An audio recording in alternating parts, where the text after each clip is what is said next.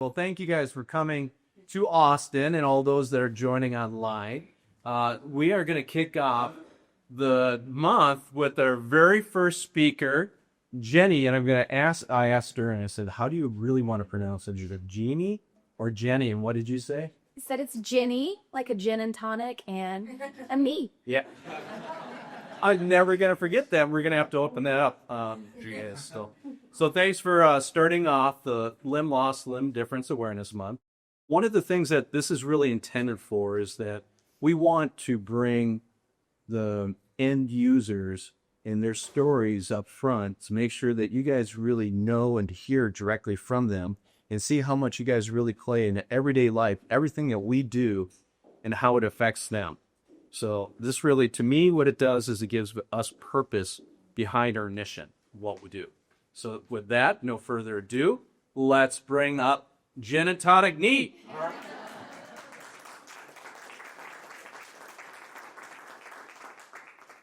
First, I just want to say thank you all for being here, for giving me your undivided attention today. This is a fun one for me. I am a patient ambassador with Integrum, and I do a lot of educational events. So typically I'm talking about herb products. And now I just get to talk about me the whole time. It's all about me today. Today you have the undivided attention of 80 people online. Well, so in addition to this audience, you got 80 more also. Thank you for tuning in. Honored. I know there's a few people that I know out there. I think I saw Stephen Schulte's name on there, and I'll be talking about him in my little presentation here. He's part of my journey as well. So thank you very much for being here today. I tell my full story. So that's me. How did I get here? Clearly, I was born with all of my limbs, all legs, arms, fingers, and toes intact. Not a congenital amputee at all.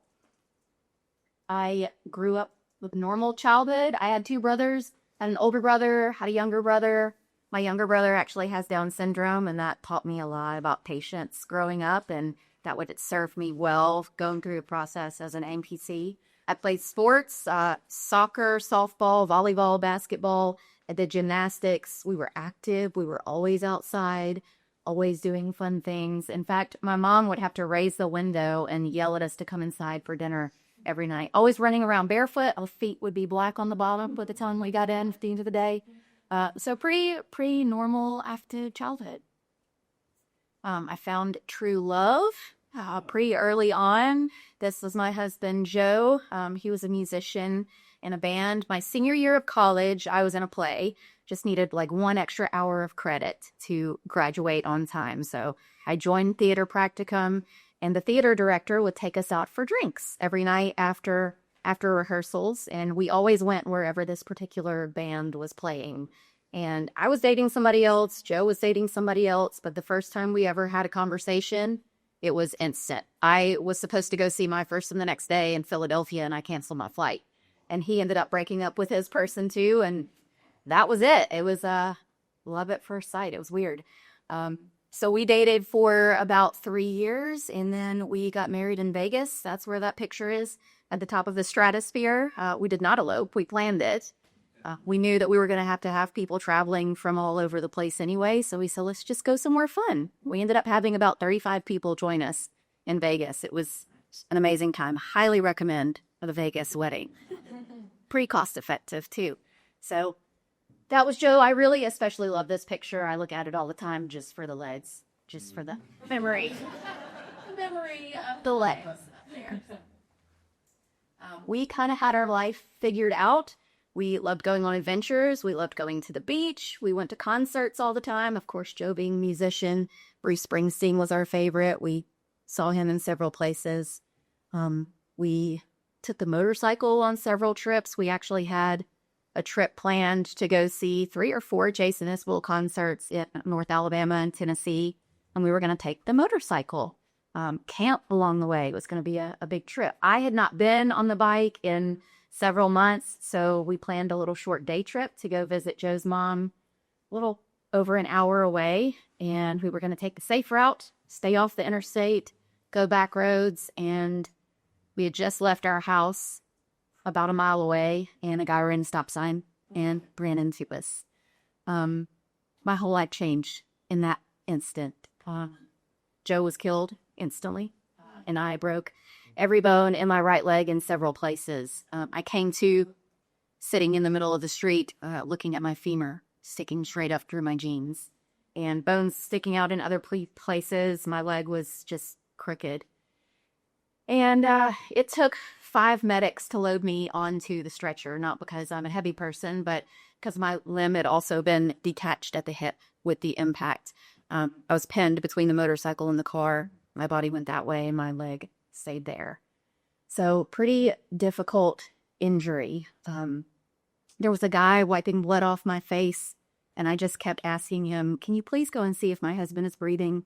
Nobody's checking on him. And I think they had already checked on him before I had regained consciousness. So by the way the conversations were happening around me, by the time they were putting me into the ambulance, I already knew that Joe was gone. As soon as the stretcher clicked into place, it was like a switch flipped and I felt pain and I started screaming. And I remember the medic saying, I know, sweetheart, I know. And then the needle went in my arm and I was out for a week. I was on a ventilator. Funny part of this story, just kind of balance it out. While I was on the ventilator, people would come in to see me and I would do this. And everybody would say, oh, that's great. She must be feeling really good. She's got a good attitude. And then one day they said I had the energy to go. And they looked at my thumb and it was broken too. Barely, my leg was the main issue, but the thumb was broken too. So they ended up putting me in a hitching cast. My thumb was up for 6 weeks in that cast. So kind of a funny story to keep me positive through all of it. The first day that I was off the ventilator, the surgeon came by. It was a Sunday, actually. And I had an amazing trauma surgeon at UAB in Alabama. And he sat at the end of my bed and said, I'm here to answer whatever questions you have, as long as you need. And I said, you really think I'm going to be functional with this leg again? And he said, well, I think you have about a 60% chance of being functional. It's just going to take a lot of surgeries. So this was my leg about 2 weeks later as they were taking out the sutures. That was the longest doctor's appointment I've ever had. I wish I had counted how many sutures I had. It took hours to take all of them out. And it's kind of brutal to see. It was a painful mess. But he said, yeah, it's a 60% chance of walking again. It's just going to take a lot of surgeries. And if at any point along the way you feel like this isn't the right move, I'll do whatever you want to do. Everyone else had made the decision for me to save my leg because they didn't know that I already knew that Joe was dead. And they didn't want me to wake up and realize that I'd lost 2 big things in my life. So I said, okay, I guess I'll stick with surgeries for a little while. He'd already done 3 procedures at that time, invested probably 24 hours total on this leg. So I said, okay, I'll give it a shot. Let's see what happens. So over the next 3 years, I had 11 surgeries, hardware in, hardware out. My femur had been broken in 2 places. So I had an IM nail in the femur. My knee had been crushed. My tibia was in 9 pieces and they only found 8. So I had to get cadaver bone donated. At one point, they drilled into my left hip to get bone to try to make everything heal.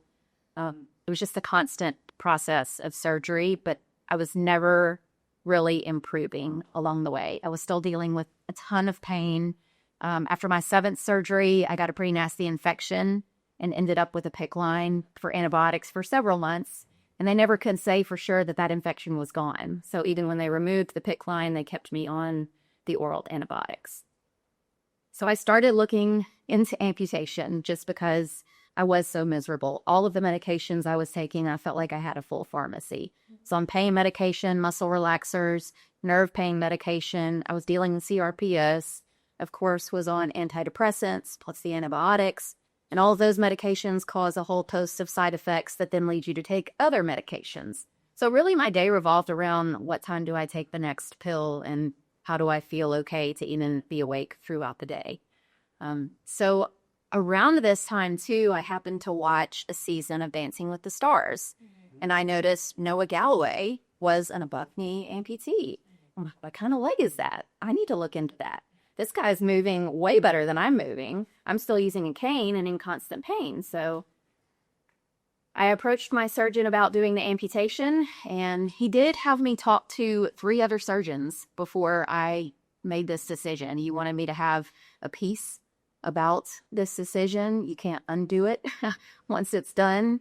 My dad was the only one. I remember coming home from that appointment excited for amputation, and I told my dad about it, and he immediately broke into tears. And I can count on one hand the amount of times I've seen my dad cry. And one thing I learned then was this is not just me and my life. This affects everyone else. It affects my family. It affects those who are going to be taking care of me throughout the process. This was a piece of his baby girl that was going to be cut off. So I kind of had to adjust my attitude about it and reassure him that everything was going to be okay. So had the amputation. You can see I had a really long limb. I do not have that long of a limb now. It is very, very short. And I'll get to what caused that. But I naively thought surgery number 12 was going to be the last one, and I would just move on with my life. I've now had 24 surgeries on this leg. We'll get into that. But first, I got to build a leg, or be involved in the process of building a leg. So I was actually fortunate enough to meet with a prosthetics team even before my amputation, and immediately went in because I watched Dancing with the Stars, and I said, I want an Ottobock leg. Definitely, I need an Ottobock leg. And they're like, okay, well, there's other components that we have to think about first. Let's get the socket going. So the decision was made to start me out in elevated vacuum. And I'm not entirely sure that's the best option for a brand new amputee. And I can talk about the struggles there, but I did start out using, we tried a custom urethane liner, and we also use these liners. I don't even know if y'all still make these, but they fold down. It's like a two-part thing, and it folds down over the top of the socket. So we got that going, and I got to practice walking on a sea leg for the first time. Not smooth steps at all. Had not walked in several years. Didn't really know what I was doing, but I was excited about it. I was really excited and had to have help from insurance getting this leg. And I know there was a lot of help from the Ottobock team in helping to get this leg approved for me. My insurance was like, she's been home on crutches. I don't think she needs anything. So that was a process, but we got it together. Back to the socket issues with elevated vacuum. If you're familiar with how it works at all, it makes your limb change rapidly. And I had a lot of swelling after surgery, even though I'd been using a shrinker for a couple of months. Getting into elevated vacuum, I was getting a new test socket every other week. I was having to order new liners. So that was a whole other issue with insurance as well. Just how rapidly things were changing. We did finally get to the definitive socket. It was this massive, heavy, honking vacuum socket, which in the beginning, I didn't know any different, and I didn't care. I just wanted to walk. Whatever you guys put on me, I'm going to make it work. But it was a double-walled system. I would put on my liner, then put on the first shell, flip the liner over it, suck all the air out of it, put on the whole leg, and go about my day.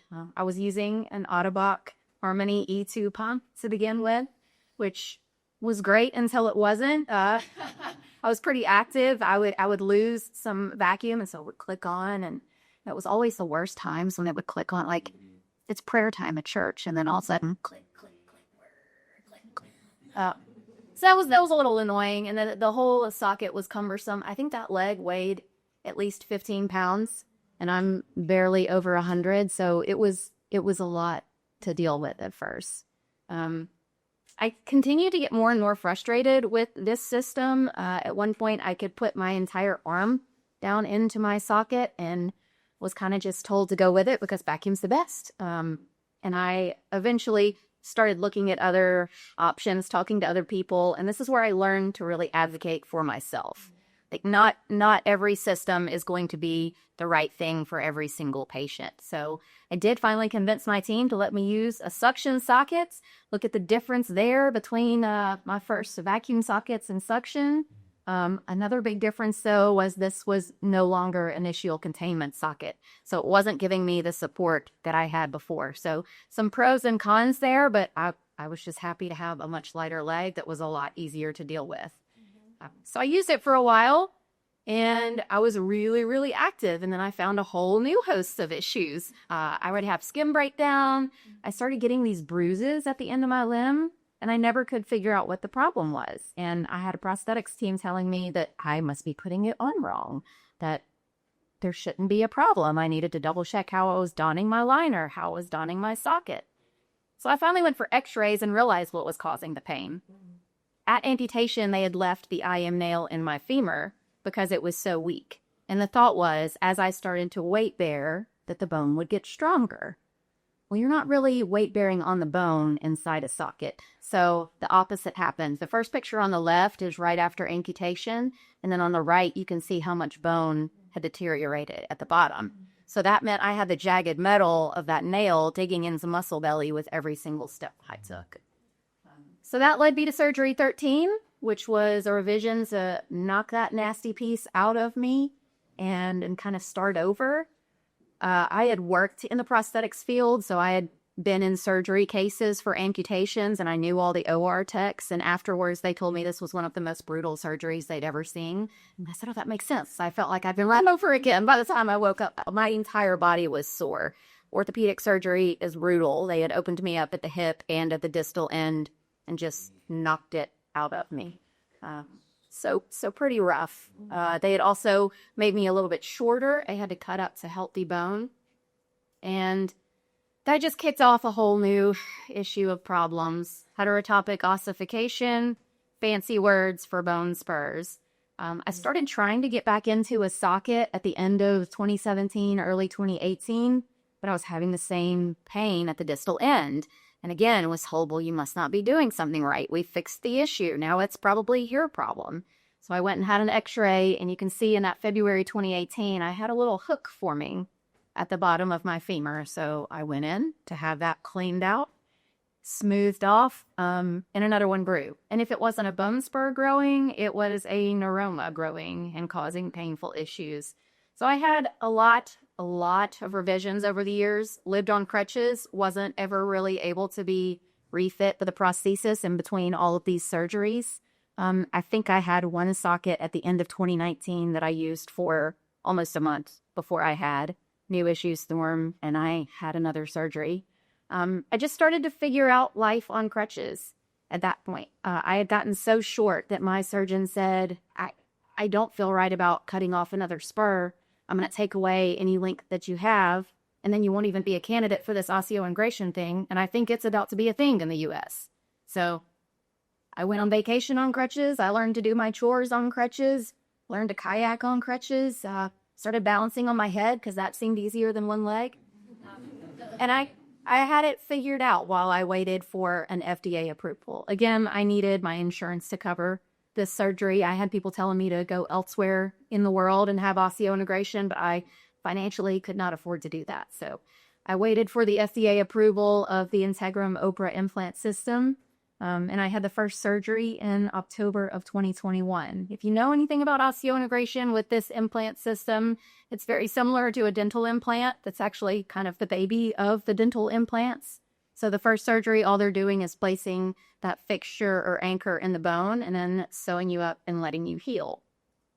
And come back a few months later, this was January of 2022, and they do a bunch of soft tissue work, and they attach the abutment that then sticks out of the limb forever. It's kind of a freaky thing at first to see metal sticking out of your body and knowing that it's okay. But I started the rehab process about 4 weeks after that. And this is where things got exciting. I started working with the prosthetics team at ProCare in Atlanta, and ProCare is now part of the Audubon Care team. Actually, Stephen Schulte, who was the owner, got me this whole osseointegration idea. He called me one day and he said, I know you're not a patient here, but I know you've been struggling. Are you interested in osseointegration at all? Have you looked into it? And I'm like, yeah, but I can't afford it. And he said, well, it's approved. We can help you out. I've got a guy on my team who has some experience. If you want to get in for a consultation at Emory, I'll be glad to facilitate. He said, and also if you don't want to come here, that's fine too, but I'll still help you facilitate the appointment. So I did. I met with Scott Annis, who was amazing, and he got me going. He helped me along the way, telling me the entire protocol, keeping me informed when I had questions. finally took my first steps on an osseointegrated prosthesis. That was my original sea leg that I had gotten in 2016 as a brand new amputee, and it had just been sitting in the closet for years. I had talked back and forth with Fram Sefna in that time going, is not that okay? Like, do I need to plug it in from time to time, or is it fine? It was fine, just sitting in the closet. This was another big day. I can't remember why, but there were lots of people from Otterbach, Germany in the clinic that day, and they all got to watch me take my first steps as well. So it's pretty emotional day. So I don't know if you think I was there that day too. Were you? The team, I was escorted down there, so I remember that day. Well, there you go. I knew there were people there for some reason. If you look at this, you can see that I had a lot of excess soft tissue kind of hanging down almost over my connector. So that actually led me into more surgeries for soft tissue revisions, and I've still struggled with neuromas. During this time, I actually had another revision surgery just 6 weeks ago to take another one out. But walking with this leg has helped me regain and rediscover a lot of my life. I got to interact with my dog again. This pup passed away last July, but he was a huge part of my rehab process as well. He was always there.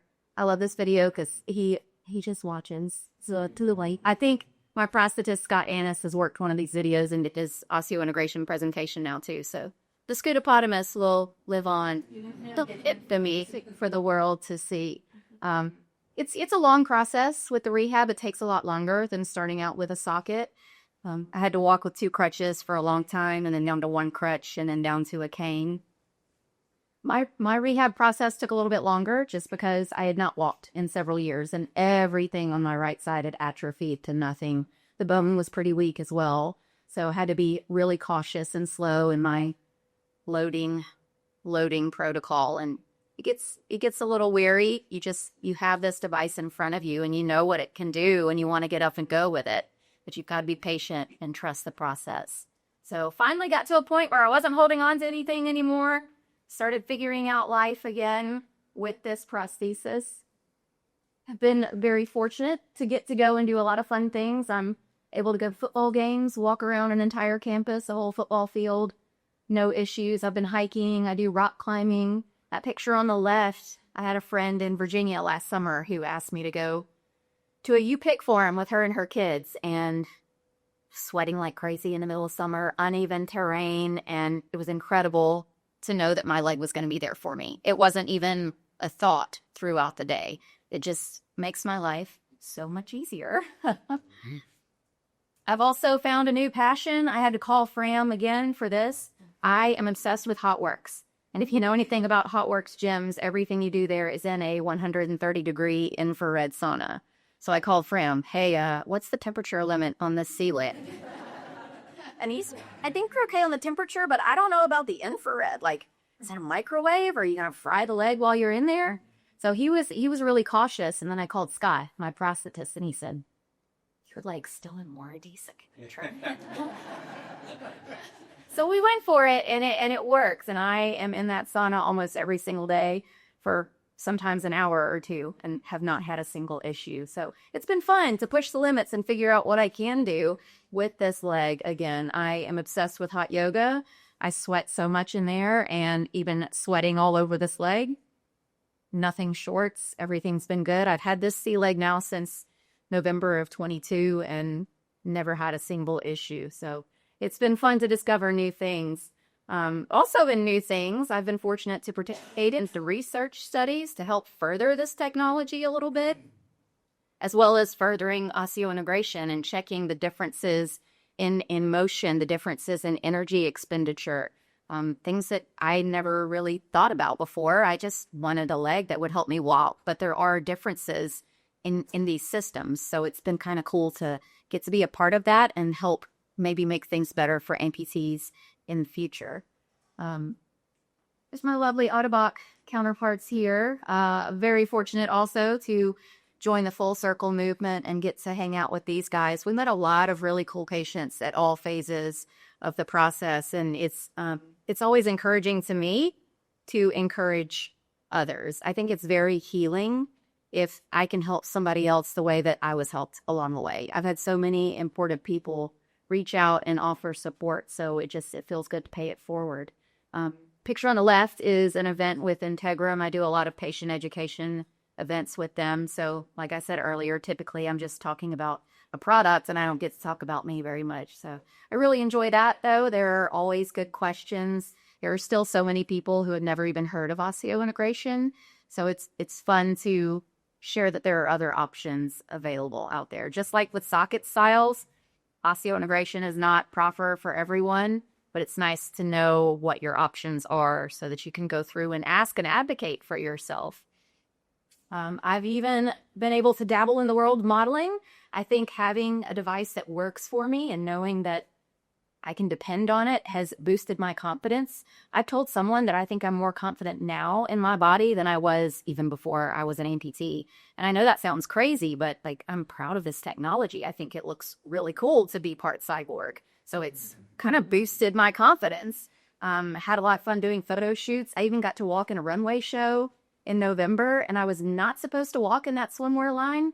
And they added me to it about an hour before the show, and I was thanking my lucky stars above for HotWorks, for Gini. Did not muscle out of the imagination there. Everything was on display. But it was cool to show off that technology too, because I was the only amputee walking in that line. So all eyes were on me, even though there were all these beautiful people out there. Everybody was so focused on, what is that? How does that work? So it was cool to educate people through that as well. I do want to end this again with gratitude by saying thank you to all of you. You may not realize things that you do day to day that make such a huge difference. I've worked in the prosthetics world as well, and I've had to call and talk to customer service. I've had to call and talk to the sales reps. I've seen meetings with product designers, product developers, worked with marketing, and you guys all play such a huge role in the success of the amputees. It takes a village. It's not just about the surgery and recovery and walking again. You're part of the family. Whether we realize it, whether you realize it, we could not be as successful as we are without your support. So again, thank you for your time today. Thank you for everything you do in enriching the lives of amputees. I would not be functioning today without all of you. So thank you very much. Yeah.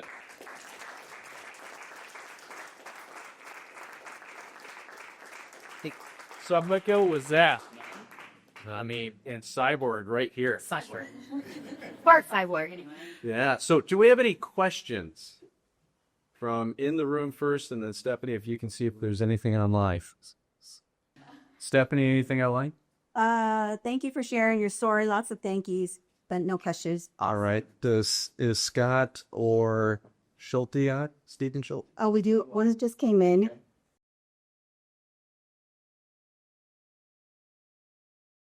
So this technology is typically for those that have tried other things and were unsuccessful with more conventional prostheses, and then you come to this. But it's also showing us through the more people that are trying and learning and living, more and more aptitude to do so. 100%. It can also be done immediately at the time of amputation. It's not really popular to do that, but so patients that might have perceived socket failure. So think about your patients with severe burns. They're going to have skin grafts that are not very smooth at all. That's going to be really difficult to capture inside a liner. Or they might have really thin skin from that. That's going to rip easily. And it's just going to be nothing but issues. So just another tool in the toolbox if there is socket failure or if there is perceived socket failure. It doesn't take away the need for the prosthetist. I still see Scott like every other month. He probably gets tired of me, but I'm always wanting to tweak things and see if we can adjust my alignment a little bit better as I gain strength or lose strength or flexibility. Like after this last surgery, we've made a ton of changes a couple of months ago, and then I had this surgery and everything is weak and tight again. And so we got to dial it back. I can't even take a step. It's not working right. So the prosthetist is still heavily involved. They can still bill for the connection components. So still make a little bit of money, but they also don't have to invest quite as much time in the socket development and trying to change those trim lines and cut a window here, and all those other issues are kind of wiped out. So it's a trade-off. Pros and cons to both. Very good. Any, yes, please. I actually just wanted to know what other types of products did you actually try as far as your knees and feet before you have what you're wearing now? So I do have just a mechanical knee. It's an Ollie 802 because I wanted a waterproof thing or something that I could get in the mud with. I hate walking on it. I do use it for water stuff now, but having a microprocessor knee is so much easier, and I don't even have to think about the steps that I'm taking because I feel like it's thinking for me. The stumble recovery is huge. There's none of that on my on my Ollie knee. But really, I didn't trial anything else. I've been an Autopoc. Like, blinders on. I'm telling y'all, I saw Dancing with the Stars, and I was like, that's the one. So thank you, Noah. Shout out to Noah. Very good. But that's also, I think, sometimes we hear the analogy of mechanical need to a microprocessor need, like driving a car. So there's a lot of things that have to happen when you have the manual vehicle versus an automatic. And I think that confidence level, again, is one that's huge. So Especially for walking a runway. Imagine if you had to think about your knees.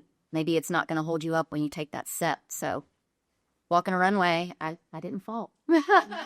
Actually, Cam Ayala, who's going to be speaking here in the next couple of weeks, I think, he was in that fashion show as well. And he filmed me right before I went out. He's like, let's see if she's going to fall. That boss, I mean.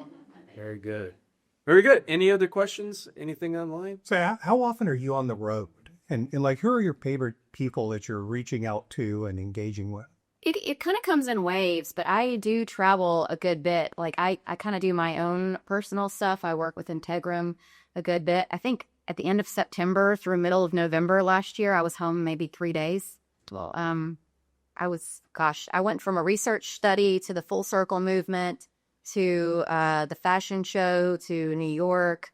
It was one thing right after the next. So I'm traveling a fair amount. My favorite places to go. Your favorite people that you're engaging with? I mean, kids or older? So it is fun to interact with kids. Actually, yesterday at the airport, I was waiting for my next flight, and somebody comes up and says, "I like your leg." And I turn around, and it's this kid who's bilateral BK amputee. Sweetest kid, and his family, his name was Jude. So it is kind of cool to get to meet kids, and they're like, "Oh, somebody's grown up with this, and they're still doing well." So it's pretty fun to interact with kids. I interact with a lot more people on social media, I think. And it's different when parents of kids reach out to me for things because I didn't experience it as a kid. But I do know several people who did, so I can kind of help put them in touch with other people. But yeah, kids are really fun. They always have the best questions. Yes. You just mentioned the airport. As an amputee, would you be willing to share maybe a story that stands out with the TSA? A frustrating one, a funny one, a memorable one, anytime? You know what's wild is it's different every single time. There is no standard way for them to deal with amputees, and especially with osseointegration. So many agents have never seen it before, so it kind of freaks them out. There was an agent in Denver a couple of years ago who had, of course, never seen osseointegration, and they knew that it was lighting up that my leg had metal in it. And so this agent was elbows deep in my pants all the way out. I don't know what you're looking for. Felt weird. They always ask if I want privacy, and I'm like, no, we're saying in front of everyone so everyone can witness what you're doing. They're not allowed to make us take off our shoes, and I had one agent in West Palm Beach who was adamant that I at least needed to take it off my sound side, and I said no, because that's going to throw off my balance. I'm leaving my shoes on both feet, and they ended up in a little huddle and finally came back and agreed. Yes. Yeah, I was just going to say it's incredibly admirable that you've turned what is quite a tragedy into just an incredible life and a very fulfilling life. But I'd love to know what's next for you. What have you got on the horizon? I always joke that I don't plan very far in advance. Like, I had my entire life planned out, and the rug got pulled out from underneath me. So I'm just trying to get through the week. The next big event that I have, I'm going to the Limb Preservation Foundation Symposium at the end of April in Golden, Colorado. I'm one of their social media ambassadors, so I've been trying to rally people to sign up for it. That's the next biggest thing I have. But otherwise, just continuing to do work with Integrum and helping to educate other people there. I am going to be a guest on the Cozy Talk show April 16th. If any of you are not familiar with Cozy, she is an amputee specialist physical therapist, and she does a live show every Wednesday night. And she has a different topic that she covers with amputation. But Scott is actually joining me for that show. We'll be talking about alignment for osseointegration. And he's got several patients with different implant styles that he kind of will go through the differences and if it makes a difference. So it should be a good show. Tune in. What platform is that on? It's on YouTube, Facebook Live, and Instagram Live. And it's Cozy Talks, COSI Talks. Awesome. Thank you. It's one of the things, and I don't know how big of the frame, if you could go back to what you were just doing, but what I've been standing up here and watching is the proprioception that Jenny has with her limb is incredible. So she's crossing her legs as she's standing up here, and she's moving very, very normal. Yes, and that's... If I did that on the socket, nothing would move. My femur would be wiggling in size and nothing would be moving. So this is very, very unique, guys, because even how she was standing and crossing her legs like this and coming back or doing the twist. So now we know that dancing the twist, this is what we'll bring up to you next time. But yeah. So that's great. So it's super cool to see these new technologies. And kind of on the same point, if any questions over here? All right, so kind of what Dean was asking about just with what was next, maybe giving you a little bit of insight. What Autolock does is we look for these new technologies. So we have a lot of new technologies that we're looking at and investing in right now for the future. So when we look at what conventional prosthetics are and what the future prosthetics are, our company does a lot with that. So nothing I can make any announcements tonight. Cal. But it's just to make sure that you guys are aware that we have our eyeballs out on things and looking futuristically on both upper and lower and other adjacencies. So pretty cool stuff. And thank you so very much. Big round of applause.